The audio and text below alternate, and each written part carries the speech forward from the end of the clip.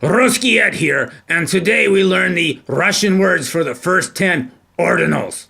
It's time to learn a little Russian to cram words in your head. И когда эта песня играет, it's time for Rusky Ed. Ordinals are words like first, second, third, fourth, and so on. In English, there is most often not a lot of similarity between the names for the counting numbers and the names for the ordinal numbers.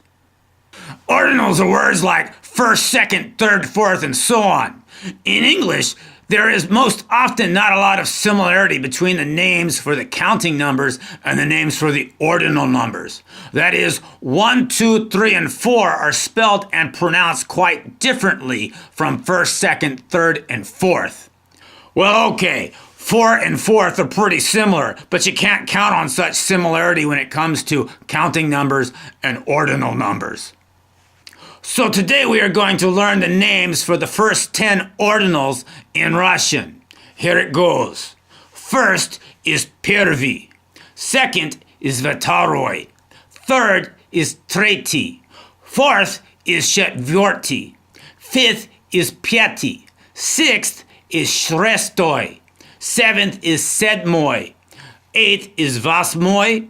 Ninth is девятый. And 10th is десятый. You can see that in most cases there is some similarity between the ordinal and the counting form of the number. But there are some tricky exceptions that you have to pay careful attention to.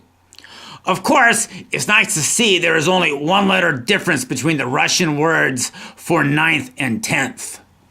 As long as we're on words related to quantities, let me throw in a couple Russian words that mean few. Malo and nemnogo. Also, since we're sort of tying up some loose ends here, let me throw in the Russian word raz, which means time or once depending on how it's being used. Also, it is used in place of the word one when counting in some contexts. Thus you get raz, dva, tri, четыре, and so on and so forth.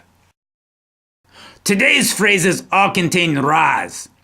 Первый раз means the first time. Несколько раз means several times. Еще раз means once again. Раз за разом means time after time. And раз в месяц means once a month. And this has been Rusky Ed. And of course we have reached the end of this lesson. And so it is now time for me to sign off. And the way I always sign off is I simply say, До свидания. And now you should have a few more Russian words crammed in your head. И когда эта песня закончена, that's all from Rusky Ed.